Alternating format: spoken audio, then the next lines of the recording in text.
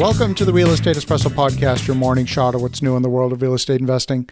I'm your host, Victor Menasce. This is the weekend edition where we interview notable people, and today is no exception. We have an amazing guest. He's an entrepreneur. He's a living legend in the world of entrepreneurship, all the way from Vancouver, British Columbia. Welcome to the show, Brian Scudamore.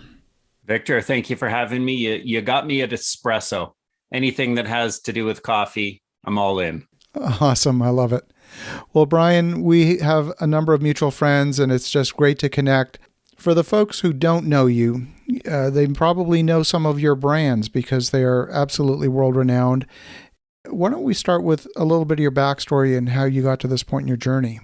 Absolutely. Well, we created a company called O2E Brands, which stands for Ordinary to Exceptional, taking ordinary people like myself, a high school dropout, a college dropout, building exceptional businesses through customer experience. We've got three brands: 1-800-GOT-JUNK, which is junk removal across Canada, the US, Australia. And we've got Wow One Day Painting, which we paint people's homes in a day. Speed plus quality, boom, done in a day.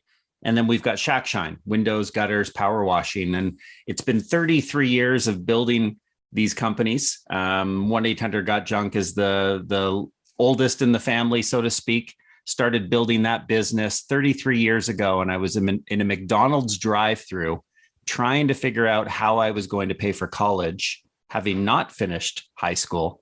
And I saw a beat up old pickup truck, plywood side panels built up on the box, and it said Mark's Hauling on the side. And this truck filled with junk was my inspiration for how to pay for college. Buy a truck, haul junk. I created the Rubbish Boys, and off I went. And 3 years into my university education, I was simply learning more about business, running a business, than I was studying in school, and made a tough decision to drop out. And the rest is history. Here we are, $600+ million business, having a blast, franchise model where we see others grow along with us, living their own entrepreneurial dreams, and life's awesome. I love that story. You know, there's a myth out there that says people need to have some newfangled technology, and I have a technology background, so I'm enamored with technology, but that you need something differentiated in the market, that you've got to be doing something new that hasn't been done before in order to make a go of it in business. And you've done the exact opposite. You've taken things that are incredibly pedestrian, incredibly mundane, and scale them, dialed it up to 11. You've broken almost every conventional wisdom. I love doing things differently. I mean, as somebody who I've gone to 14 schools from kindergarten through to college, the only diploma I have is kindergarten. I literally never finished high school or college, and I don't do things conventionally. And maybe it's my ADD. Maybe it's the fact that I had trouble staying focused in school and just found different ways to do things. So I loved taking an age-old business of junk removal and just doing it differently. I didn't look for a brand new idea. I just found something and said, how can I do it better? And I think when someone's starting a business, that's often the simple formula. I look at one of the biggest businesses on the planet, Starbucks, Howard Schultz. Love the guy. He's been a mentor. Have met him many times and been inspired by his wisdom of building that third place, taking a simple business like a coffee shop and revolutionizing the way and where we drink coffee. Not a new business, just a new way of doing something that's existed forever. Well, one of the things that I love about Howard Schultz is the way that he's even approached things like hiring. For example, if you consider that a business like Starbucks is built on its people, their hiring manual is so simple. They hire for personal attributes because they can teach anyone to make a cappuccino. If you're not polite, if you're not personable, if you don't like people, they can't teach you that. And that's part of the personal experience of going into a Starbucks is how are you greeted? If that greeting isn't the right greeting, it doesn't matter what the coffee is. So he's focused on that, and it's taking something that is intuitively understandable and making it easy to internalize and easy to scale so that you really are attracting the right people. How have you taken that concept in your business? Because at the end of the day, it's not because your waste bins are painted a particular color that makes you successful.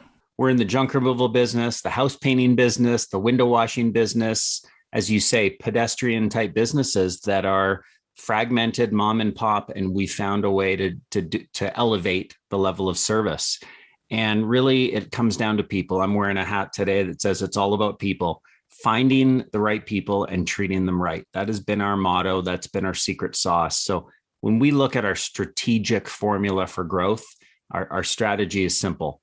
Take care of your people, and they will take care of the customer. Take care of your customer, and they will take care of the growth of your brand, your reputation, your profits. It really is simple. And I think most businesses fail to do what Howard has done so well. Just find great people. They can learn everything, whether it's how to be a barista or how to scale and grow an amazing coffee company. They have so many people that started on the coffee machine making espressos and grew their way within the company over years and decades. So a similar formula to what we do, just find great people, treat them right, give them opportunity, and it's working for us. Let's talk a little bit about the painting business, because what you've done, I almost consider it akin to being the FedEx of the painting business, where there is a value, whether it's a single homeowner that is trying to minimize the disruption of having their house painted, or potentially a residential landlord that wants to get their unit turned down to a day so that they don't lose a month worth of rent.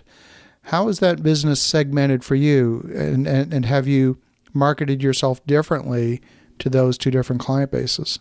I mean, we're marketing ourselves to anybody that doesn't want the disruption. So I think the way that the business of painting is changing is people don't understand that you can paint a home in a day. People think that you can't paint with the quality, certainly, in a day. And the way we explain it to people is anyone knows that you can paint one room in a day with one person. If it's a bigger room, maybe it takes two people.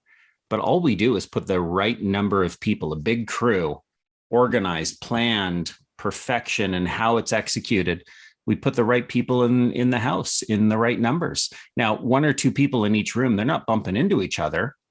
It's just coordinated and executed in a way that makes absolute sense. And people get it done in a day rather than taking the 2 weeks, the Murphy Brown, someone moves in and sleeps on the couch while they rest between painting. This is a professional business that has been very fragmented, that we're changing the model. What would you say your average crew size is? Not that there's necessarily an average, because it's going to tie to a particular size of the property, but are you having 10 people descend on a house, 20?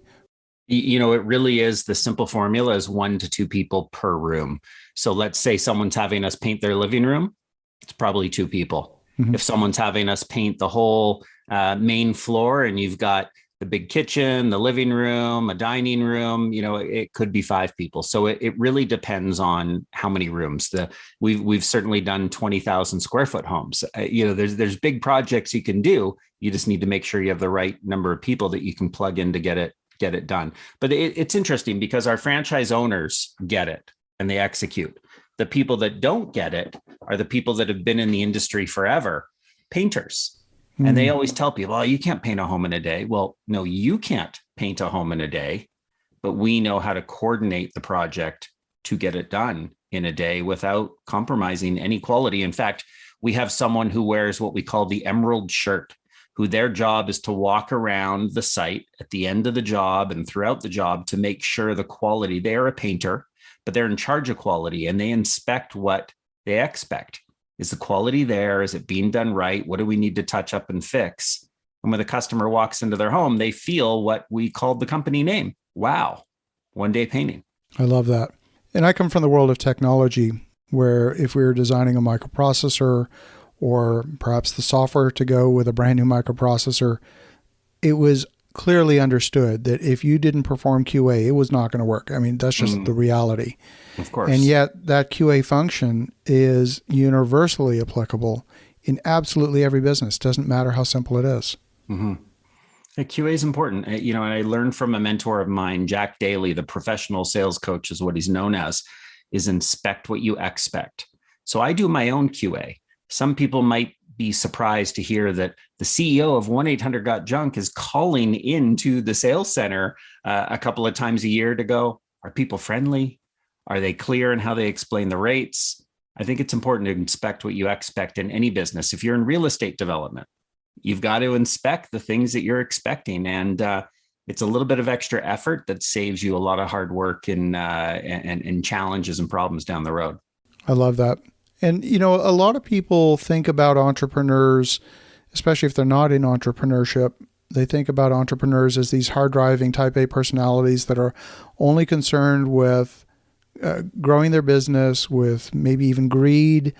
And you've done something recently that is a gift back to the world, and that is you've written a book. You, I'm sure, didn't have to. Tell us a bit about that. It's actually my second book. So I never thought I would really write a book. Well, there were times when I thought I did, and then I gave up on that dream. You just get so busy as an entrepreneur, you don't need to become an author as well. Right.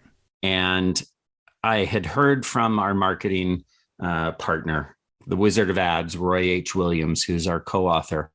And Roy said to me, after year telling me you got to write a book and me saying I don't want to, I don't need to, my ego doesn't need it. He said, it's not about you, it's about others. And you mentioned the gift of giving. We don't make money, we lose money on the books, but it is trying to inspire others to build something for themselves. So the book I wrote recently that just went out in April, it's called BYOB, Build Your Own Business, Be Your Own Boss. And the reason I wrote that book was to inspire people to choose a path. If they dream of entrepreneurship, starting their own business, like 66% of North Americans, and they haven't done anything about it yet, do you start a business from scratch, as I did? Or do you start a business as a franchise with a proven record, a proven playbook? Some people want to build the race car, like myself. Some people just want to drive the race car. Which path is the right one for you? And I really enjoyed writing the book because so quickly I'm getting feedback about the difference it's making for people. And I think it's important, as you mentioned, sharing what has worked from our experience in years of what we've been building, others can learn from. My school was not the regular schooling track, as you can tell from dropping out. I've dropped out so many times. I've learned from asking others questions, from being curious. That's been my education. And so sharing with the rest of the world is what I'm attempting to do. I think there's also a third possible pathway. There's the be your own business, there's the build your own business. But when we consider the number of businesses that are baby boomer owned today that are in their sunset with no succession plan, I read a statistic recently that 1 in 13 will actually sell. How about buy your own business? There you go. Now I need to increase the title name. That's brilliant. It's great because it is a very popular path.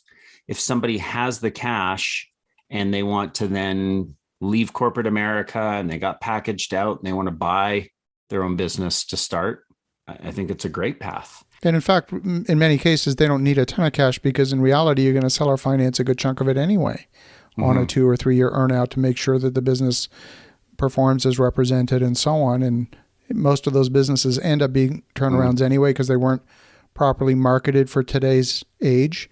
And those can be opportunities to take them into more modern marketing. And the opportunities are almost endless to aggregate extraordinary businesses that have just been neglected for a long time.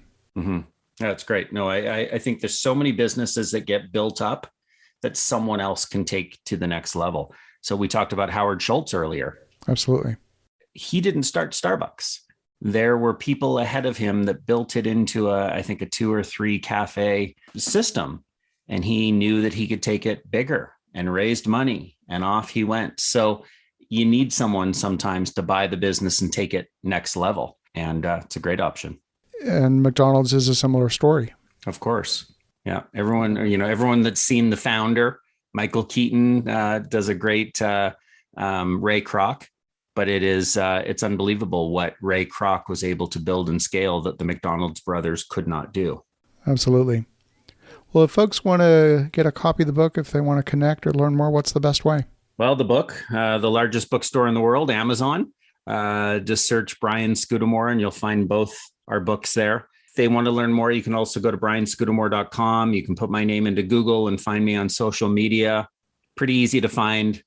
the work we've done and have been doing if you put it into a search engine. So I appreciate you having had me on your podcast, and it was great to meet you, Victor. Likewise. Well, love the message, love the story, love the perspective, and loved watching your journey. And for the listeners at home, definitely connect with Brian at brianscudamore.com or get a copy of his latest book, BYOB, Build Your Own Business, Be Your Own Boss, wherever books are sold. In the meantime, have an awesome rest of your weekend.